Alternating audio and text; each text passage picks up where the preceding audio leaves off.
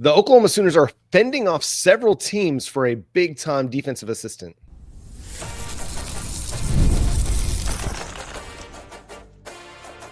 You are Locked On Sooners, your daily podcast on the Oklahoma Sooners. Part of the Locked On Podcast Network, your team every day. What's up, Sooner Nation? Welcome to Locked On Sooners, and thank you for making Locked On Sooners your first listen every single day. Shout out to all the everydayers out there. Tune in and subscribe to the show wherever you get your podcast. We're part of the Locked On Podcast Network, your team every day. Today's episode is brought to you by Mazda. We put that same drive into every detail. Wins define the moment, putting in the work, that defines you. Stay tuned for highlights in this week's Moving the Game Forward. There's more to a Mazda because there's more to you. He's Jay Smith of Unfair Sports. I'm John Williams of Sooners Wire. And on today's show, we got a new offensive lineman in the portal. We got new contracts approved by the Board of Regents. And we're going to start here, Jay. Jay Valai has been courted by several teams. Notre Dame was in pursuit of Oklahoma's defensive backs coach or cornerbacks coach and associate head coach for defense. And now the Buffalo Bills, with a new defensive coordinator in Jim Leonhard, are pursuing Jay Valai as well. Yeah, it appears that he has become high in demand as a DB coach. Now, we've talked about this before on the show, and I mentioned it. I know that Jay Valai wants to be a defensive coordinator one day. And so teams pursuing him, it makes sense that some would, go after him or even potentially try to get him at that angle. But I'm kind of surprised no one has given him the actual DC role as of yet. I mean, he's already co-DC and he's got an associate head coach and all of that stuff here. So I think he's, in the spot that makes the most sense. Plus, this is the place he's been the longest, John. And so when I saw that the Buffalo Bills were pursuing him, I'm like, all right, what's the angle? No, they're not bringing him in as the NFL DC just yet. They might, but I didn't really see it yet. But then I saw Jim Leonhard was actually hired as the defensive coordinator. And for the uninitiated, they played together at Wisconsin. So they know each other very well. And because of that, this is actually a great sign for Oklahoma. Not that he could potentially leave, but people are seeing that Jay Valai is doing a really good job. He's getting those accolades and recognition. And his friends are like, hey, man, you've done what you needed to do. You've hit the pinnacle of what we needed to get you into this job. Come on, join me. We'd love to have you here at the NFL. That's a huge plus for BV, not only for current coaches, but even future hires going forward. Well, and for a guy like Jim Leonhard, he's been a hot name in coaching circles for quite some time. And like the Dallas Cowboys just turned over their defensive coordinator position. He was one of those names that was brought up as a potential replacement. And so it's not going to be a surprise to see a guy like Jim Leonhard become a head coach here in the next few years. And so then what does he do? Who does he bring to be his defensive coordinator? That's going to be a question down the road. And so it's going to be interesting to see what Jay Valai does because, yes, he's got this opportunity to go be an assistant DC or pass game coordinator, cornerback coach at, an NFL team. You might argue that that's a promotion.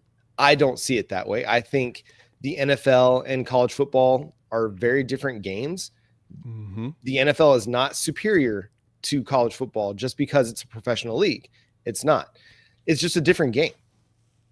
If he values what he does at the collegiate ranks, going to the NFL is going to be a different way of handling things. He's not going to have as much input on player evaluations, player acquisition, any of that stuff, where he does have quite a bit more input in the collegiate ranks because he's out there on the recruiting trail. He's going after the guys that he wants to have. In the NFL, a lot of it is GM down. Scouting department kind of infers everything that you're going to get. So it'll be interesting. This is one of those potential moves that I think you see it and you're like, okay, yeah, it's the NFL. You're going to go get that job. Well, that doesn't necessarily mean it's a better job. He's got a lot of great job security where he's at right now. He does. And I guess the other side of that coin for the NFL is you ain't got to hit the recruiting trail. No, you're only working about football. You're literally there and that's it. Now, granted, you made a great point there. To add to that, though, that's kind of how it is collegiately, except for you do hit the trail, but you don't have to go decide and really evaluate the players. You have a front office now that does all that for you. They kind of they give you the pick of the litter of players that fit the mold that you want, the type that makes the most sense. and the circumstance that you have today. Like you said, the NFL, they, the GM and his staff, it depends on how much you trust or you believe in, being Billy Bean or whatnot, and his bean counting that a lot of people like to say. You got if as long as you trust that he'll be able to get you the players you need, you're in a good spot. Here's similar situation where, Jim Nagy and that entire staff, he has the staff members that focus on the transfer portal. He has the staff members that focus on the high school ranks, and they get them all together, and then they say, all right, here's the players that you probably should focus on, and here you go. Now, here the biggest difference is too, because of where we are now, you have a junior at corner and a true junior and a true sophomore as your starters, and you're working with a lot of younger players behind. You got a veteran here or there that's also going to be up there. The young players are not gonna be as challenging now because they'll have a path to actually play within the first 2 years. But before, like last year, I knew it was tough trying to get a recruit, not only with the hot seat talks of Brent Venables, but you also had young players that played this past season. It's like, yeah, I'm not gonna play. It's how you lost a couple of guys in the portal. The other thing that Valai wouldn't deal with in the NFL is the transfer portal. He just the players are there. They're signed for their contracts. Unless you trade them, they ain't going nowhere. So there's positives, of course, and negatives in both. I'm really intrigued to if Jay Valai is really ready to go to the NFL. Does he want to get back there? Yeah, there's going to be reasons why he might want to go make that move, and I'm sure he'd get paid really well to go to the NFL, to go to the Buffalo Bills. Also, man, do you want to go to Buffalo? That's going to be super cold in November, December. Just putting that out there. Now, he did play his college football at Madison, in Wisconsin. Yeah, that's super cold. As we've seen in Oklahoma, it gets super cold here, but Buffalo is just kind of different. Like, it's built a little bit different for the winter weather. I would not want to go to Buffalo working in the winter. I'm trying to go south. Like, I want to go to like Tampa, Miami, San Diego, Houston. Not Houston. Houston, it stinks. Houston's awful. Sweaty. Anyway, but if Jay Valai were to make a move, it just seems like Xavier Brewer is the guy that takes over. Is that too obvious? It feels like it could be, quote unquote, too obvious. Now, a lot of fans would ask the question, wouldn't you want to go for a pseudo bigger name, or would you want to go out for a national look instead of promoting within? Fans are a little concerned when around that, which I get. I can only understand. But the thing that makes Brewer as an interesting candidate, on top of others that would be candidates for the job, is Brewer played for BV at Clemson. So he knows this defense. There 4 years. Quality control, he started there with them. Then he came to Oklahoma the year before Brent Venables got here, which I thought was very interesting if you really think about it. 2021 is when he came as a analyst. And then when BV got here and they brought in Valai and everything, he's moved around. He worked with Cheetahs. He's worked with DB. So he's worked with a few different spots. And I think this past year was his first year working fully with the DBs. But he's been on the recruiting trail for a while. Coach Brew has been known on the trail. So as long as he can help maintain the continuity of how Valai does it, he'd probably be the top candidate in my opinion.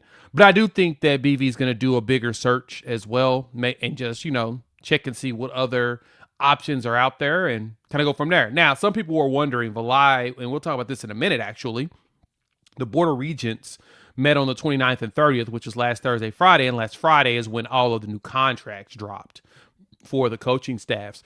And Valai did get an extension. He got a 1-year extension. So it appears that Jay, in his agreement on that, was probably making, just putting 1 year there. There's going to be a buyout if he decides to go to the NFL, his goal and his purpose was to make sure his job was secured if he didn't want to jump ship, but he's not locked down for too much longer, which is probably the reason why someone like, well, he just got an extension. Why would he leave? Well, because it's only a 1-year extension. It wasn't one that was set there to hold him in here for 2 to 4 years. Yeah, and in that extension, it's just paper. If the Buffalo Bills really want him, they'll pay the They'll buyout. pay it It's out. not going to be that big of a deal. So, all right, hey, let's talk about those contracts that just got approved by the Board of Regents coming up next here on Locked On Sooners. It's last call for football on FanDuel. One final Sunday, one last kickoff, the final chance to get in on the action before the NFL season officially comes to an end. This is Super Bowl 60, and FanDuel's making sure you're right in the middle of it with a special offer just in time for the biggest game of the year. Whether you're backing the favorite, riding the underdog, or building one last same game parlay, this is the game everyone's been waiting for. This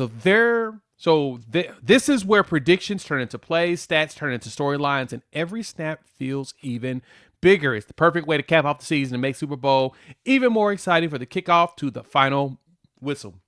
If you're a new customer, bet $5 and get $200 in bonus bets if you win. Make it count, because after Super Bowl, the season is over. Last call for football on FanDuel, an official sportsbook partner of Super Bowl 60. Visit FanDuel.com to get started. Once again, thanks for making Locked On Sooners your first listen every single day. Shout out to all the everydayers out there. Tune in and subscribe to the show wherever you get your podcasts. We're part of the Locked On Podcast Network, your team every day. And if you want more Locked On Sooners with less ads, go check out the Everydayer Club for ad-free audio of Locked On Sooners across Apple, Spotify, Google Podcasts, wherever you download and listen to podcasts. Go to lockedonpodcast.com/Everydayer Club, or you can go to lockedonsooners.supercast.com for $5 a month or $50 a year to get ad-free audio of Locked On Sooners. You can also get an invite to a members-only Discord that allows you to chat with Jay and I. You can offer suggestions for the show. You can offer topics. You can ask questions, interact with other everydayers in the Locked On Sooners community, as well as across the Locked On network, asking questions to every host if you want to get involved in that. So again, $5 a month, $50 a year in the Everydayer Club, lockedonsooners.supercast.com. Jay, so we got new contracts approved by the Board of Regents. What stood out to you the most in looking at this? Yeah, so when I went through and looked at a lot of the contracts and the numbers that were dropped, right, the biggest thing was the terms and how long they were. All the contracts all stop at 2028. The only people that did not see extensions were Ben Arbuckle, DeMarco Murray, and then at the time it was really Jay Valai. Valai got his to a year to 2027. Arbuckle's contract was 3 years, so it ends in 2027.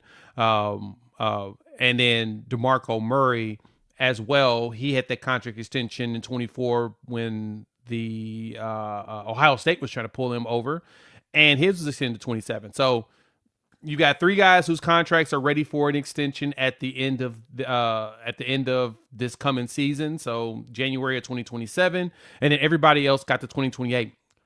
Jason Witten, $675K, 2 years. Not a bad starting spot for him as a new tight end coach in college football. Yeah, they did not play around with that. They said, no, your name is worth this alone. And I don't disagree. You're going to get a lot of traction on the recruiting trail simply because of his name. But I think eventually you're going to get proof of concept that he's going to be able to recruit and develop tight ends as well. Yes, the 2-year contract is short, but I imagine that he's going to be here for some time, especially if Cooper Witten ends up joining the Oklahoma Sooners as part of the 2027 class. You could bet that Witten will probably be here for the term of his college career. But again, he's going to have to go show that he can do the job, which I don't have any question that he's going to be able to do it. I think what's also interesting is just seeing what Jay Valai is making. That dude earned every penny of that new $1 million contract. Like he did. He's developed the heck out of the defensive ends position, from R. Mason Thomas to Taylor Wine. I mean, we saw the improvements that, transfers like Trace Ford made and Marvin Jones Jr. That guy's just been really good for Oklahoma. He has been real good. And my mistake, Arbuckle's contract was 3 years. He signed it in 25, so that means 28. So he's in 28 as well. So he'll finish up at the end of 28. John Kuzieski got an extension to 2028. Kevin Wilson, one people believed was going to be the tight end coach if we didn't land Jason Witten. I'm still surprised that they actually pulled that off, truth be told. But happened, and Kevin Wilson's moved to assistant coach, and he's extended through 2028. And so some people were asking, well, why didn't he take the job? I don't think he wanted the job, and I don't think it was more was a, oh, that job is a bad job, I don't have no interest in it. No, I think it's just Kevin Wilson's old, and he's like, no, I kind of enjoy this phase of my life, and I'm going to enjoy helping and being able to move around and do multiple things. I don't even think Kevin Wilson's going to go out and get another job in college football now. I think he'll probably stick here as a former head coach, experience with time management. You did notice time management looked a lot better this year in comparison to the last few years. It did. He's probably enjoying just being there as a mentor to everybody on staff, for a while. And that's a plus. On top of that, Matt Manninger is the new senior strength and conditioning trainer, which is a new position with the team. He comes over from Illinois with Roger Denny, which Roger Denny bringing people from Illinois is kind of interesting. But I guess that James Dobson, who is the new strength coach, as him and Jay Schmidt had new title changes or whatnot. Jay Schmidt moves into the consultant role, and James Dobson takes over strength and conditioning. He brought in a new guy, so he got hired in, John. Those probably the three biggest changes I think I noticed that came in here. But yeah, everybody got an extension to basically to 2028. So like I said, Valai and DeMarco Murray are the only ones stuck in 2027 now, and we'll see how things go for the last of the year. But looks like everybody's locked in. Definitely now it's time to have a conversation in the near future about Brent Venables being on the hot seat. What? Yeah, I got to talk about it. Let's talk about it, because that hot seat show ain't hot no more. It's cool, it's man. Got cool. It's super so cool. It's ice cold. What's cooler than being cool? Ice cold. Exactly. What's cooler than being cool? Ice cold. Sorry. Yeah, but it was funny that come for the sports talk, stay for the Outcast references. Exactly. There you go. But it's funny just to think about it, though, John. Like, it's been what? Just a year, and we were talking about hot seat like crazy at the end of 24 and in the beginning of 25. That was like the number one talk track. Then after the defense continued to grow, people kind of shut up about it. So that's definitely going to be a topic here in the offseason. So prepare yourself. You win games, and hot seat talk goes away. True story. And true listen, story. I said it. We said it last offseason, just like Shane Beamer did in the 2024 season. Brent Venables was able to coach himself off the hot seat in 2025, and I think we've got so much continuity that it's going to be really unlikely that they're going to fall below a win total threshold that makes everybody think, oh, we gotta fire the coach again.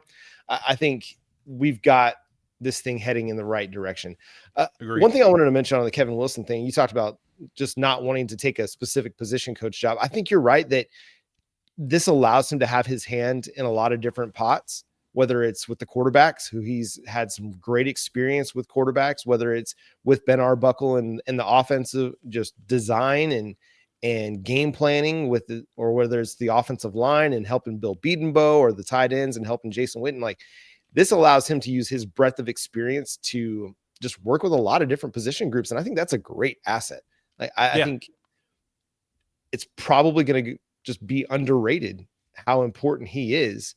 And we know how important he was, just the messaging to the team at the beginning of November, coming off of the Ole Miss loss. They all talked about Coach Wilson got up in front of the team and spoke and basically challenged them, and they received the challenge and went to work. And so I think that's a really good move that they were able to get him even more involved from his analyst role to, hey, I'm an assistant coach, whatever that means. And then the Kuzieski part of that, it's really interesting because that was a name that there were some rumors floating that he was actually going to be going elsewhere, and he ended up staying. So that's huge for, again, the continuity, the quarterback development. I think that's going to be great to see him back for another year with Ben Arbuckle, and an opportunity to see John Mateer take a step forward and maybe the offense take a step forward as well. Yeah, that's going to be the big thing. We just got to make sure we move forward. And Kevin Wilson was the offensive coordinator for, some Heisman Trophy guys. So I'm assuming that they're leaning in on him on what they need to do to get, not only getting the right additional training, which I think John Mateer's got his own training. I've heard that he's already working with another QB trainer, on the off season to get everything right, get everything as good as they can get. Right? I mean, for a lot of quarterbacks, mechanics are mechanics. It's more so now settling yourself, getting in the right stance, and having the proper follow through, which I think that he's going to have a lot better this year in comparison. He understands now. He played in the SEC and he sees, oh yeah, the SEC ain't no punk. He also wanted the challenge. So I know a lot of you aren't as high on him anymore. I mean, y'all weren't high on Dylan Gabriel either after his first year in the Big 12. So, I mean, I'm used to that. We're used to that. And then Dylan had a great year the second season, and everybody's tune changed, especially when he won at Red River. If Mateer goes down there, brings the gold hat back, I think everyone shuts up in regards to him and everything. All you got to do is, knock on wood, be healthy for an entire season or majority. Instead of, having a thumb situation where you can't really grip the ball as much right at the key games that come up. No need to have no superhero games. But I do like that we're now locked in with all of our coaches that make the most sense. One other person that did not see any changes, for those that are probably curious, Wes Goodwin, who's here as a quote-unquote analyst as well. He did not see any changes or whatnot. I think he's making like 200K or whatnot. He got like his was 2 years, and that wasn't going to get adjusted, mainly because Clemson fired him without cause. So they owed him $3.1 million as the former defensive coordinator. And so this job offsets the 2 years of pay that Clemson owes him. So there's no reason for him to change his contract. Let Clemson pay you all the money that they owe you, offset it by 200. I'm surprised they didn't offset it by 1, but I guess it had to be a realistic type coaching contract. They're paying him, so he ain't gonna get no. You'll see an extension for him at the end of this year. Yeah, and it'll be interesting to see where they end up moving him. Do they just add him as another linebackers coach? Because the changes to college football over the last few years is you can kind of have as many coaches as you want. You don't have to stick people in analyst roles anymore. You can make them assistant coaches like, Kevin Wilson is. You can create all kinds of titles and make them on field, but the analysts can be on field too. So it's a whole new world for college football and coaching. And I credit Oklahoma to taking advantage of these new rules and saying, hey, no, we're going to lock in our guys. We're going to create more positions and have as many coaches on staff as we can, because it's going to help our player development as well. So, all right, we got another offensive lineman through the transfer portal. Could be an interesting piece. We'll discuss it coming up here on Locked On Sooners. This is Mazda's moving the game forward for those who show there's more to the score than what's on screen. The Oklahoma Sooners women's gymnastics team is off to a blazing start in 2026. They're 5-0-1, coming off of a win over Kentucky. This is a team that is dominant year in, year out. They're always contending for national titles, but that work, it starts back in the fall. It starts back in the summer. They don't just show up in wintertime and are ready to roll. No, they've been putting in that extra work off the mat. And that's exactly what Mazda does. They remind us that every detail matters. The Oklahoma women's gymnastics team raises the bar just like Mazda. They're dialing in every detail, giving it that extra fire, that grit, and the I never quit. We put that same passion into every model. Highlights make the reel. What it took to get there makes it count. There's more to a Mazda because there's more to you. Once again, thanks for making Locked On Sooners your first listen every single day. Shout out to all the everydayers out there tuning in. Subscribe to the show wherever you get your podcasts. We're part of the Locked On Podcast Network, your team every day. Why are you shaking your head? Jay Valai got hired to the Buffalo Bills. Just as we're recording, as we're finishing up our recording, he literally this morning Adam Schefter just posted that Jay Valai will be taking the job as the cornerback coach for the Buffalo Bills. Okay. Well, that is awesome. Right while we're recording. That's the best. This is great. Part. Yeah. Thanks, Jay Valai. You couldn't have waited until this afternoon to make this realistic. But hey, it is what it is. It was always a possibility. I'm intrigued by that. I thought that there would be a better chance that he'd stay. But listen, when your buddy comes calling, a dude that you grinded with for years, you go. That's how Brent Venables got a lot of his guys to come from Clemson. Jay Valai seemed like one of those guys that could go get a new job every single year. And here we are. So we'll be on the lookout for cornerbacks coach names. We know Xavier Brewer will be in that group. He's already been out on the recruiting trail with the defensive staff, with Brent Venables, scouring the country for cornerbacks coaches. This is going to be interesting to see how development continues. Listen, I think Brewer has been a part of the development. Yes, Jay Valai is the head cornerbacks coach, but we know that Brewer's probably been involved in some of that development as well. So I'll be fascinated. It's going to be curious. So we'll talk more about that, I'm sure at another time, but let's talk about Oklahoma's new transfer portal addition, Fred Hinton, Jay. Yeah, I like the pickup from the Sooners. Big guy, 6'4", 318. He's got a couple. He's from Eastern Kentucky, so he's not a player that just kind of jumps off the screen. Is super exciting. But I think the super exciting part about him really is that he played ball with a Stoney and Jay Jackson at IMG. A buddy of mine posted this, actually. We were kind of chatting about it. He's like, this man made the decision to go back against David Stone and Jaden Jackson again on purpose. That boy's a dog. And I'm like, that's a very good point, because, not that right now he would be a practice guy. That's kind of what he's here for. That is his starting point.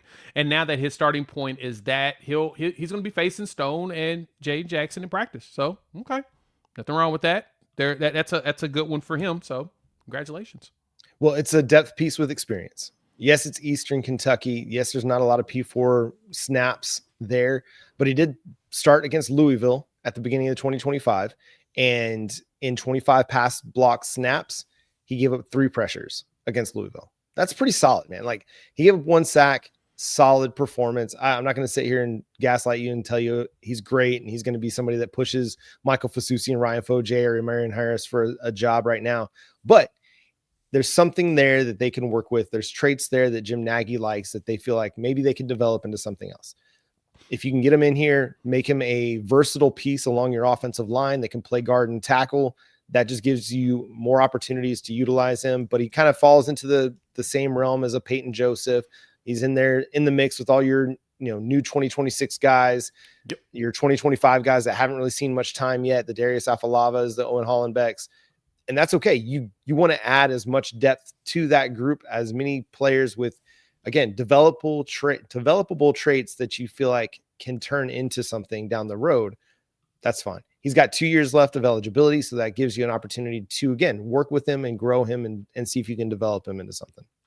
Yeah, the biggest thing for us is one of the problems we ran into, like, for example, Isaiah Dent, one of the tackles that we had that in the portal, he's headed back home to Mississippi State in that area, is the challenge with him was his health, mainly because he was really one of the only healthy tackles to really practice. Mm-hmm. And because of that, he was kind of getting worn. He was dealing with some other issues with his knee, but he was really the only one that was healthy enough to practice on a consistent basis. And he was putting a lot of wear and tear on his body. And you deal with that when Sexton, as well as like Howland, as well as, Taylor, all of them were dealing with a bunch of injuries. You got to have some good bodies to be able to practice with. I mean, Darius Afalava when he got to school, he was coming off of an injury. So the list is kind of long on the linemen that we were dealing with injuries. Well, now I think we're a lot healthier. Honestly, all the guys that were dealing with a bunch of injuries over the last couple of years are now at new programs, and you've refreshed that with a whole bunch of other guys. You should have a lot healthier guys on the offensive line for practice, and that should help, honestly, even the starters going forward. They're not going to have to be, additional wear and tear. Plus, we already know they're probably going to adjust the practice schedule anyway going forward. You can't stack as much depth as you used to. That is something that we have recognized with the new era of college football civilization. You can't do that. You're a lot of your depth pieces that if you're starting young players, a lot of those players behind them will probably bounce out and go to where they have an opportunity to play if they don't feel like they can jump the young players. And so that kind of cuts back on how youthful or depth you can have in the youth side. So with that being the case, you got to find players that come in. You still got to fill the roster. And I think Hinton gives you that, being healthy and being a player that's played a lot, He's going to give you someone that's going to still push the guys behind you. I think that's the one thing we're going to have to take in mind going forward as I finish up this rant, John, that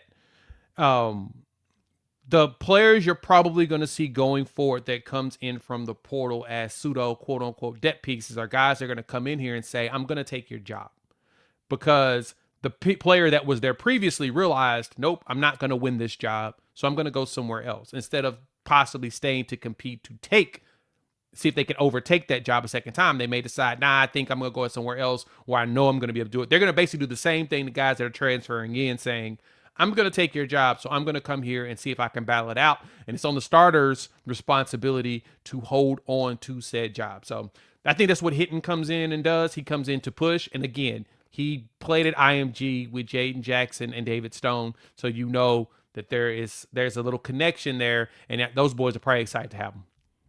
Yep. Again, good depth piece for Bill Beatonbow and this offensive line to work with, and we'll just see where he goes from here. You're going to see more portal additions kind of similar to this, just because they want to continue to fill out the roster and improve their depth across the board. And that's going to do it for today's episode of Locked On Sooners. Thanks so much for tuning in, being a part of the show. Subscribe to the show wherever you get your podcasts. We're free and available on all podcast platforms and on YouTube. So hit that subscribe button, hit that notification bell to let you know when new episodes drop. Follow Jay at Unfair Sports. Go check out his channel, Unfair Sports, over on YouTube. You can follow me at John9Williams and read my work covering the Sooners over at SoonersWire.com. The show is at Locked On Sooners on all of your favorite social media platforms. But until next time, he's Jay Smith. I'm John Williams. We'll talk to you then. Boomer Sooner. And congrats again, Jay Valai. Congrats, Jay Valai. We'll miss you, man. Pack warm clothes.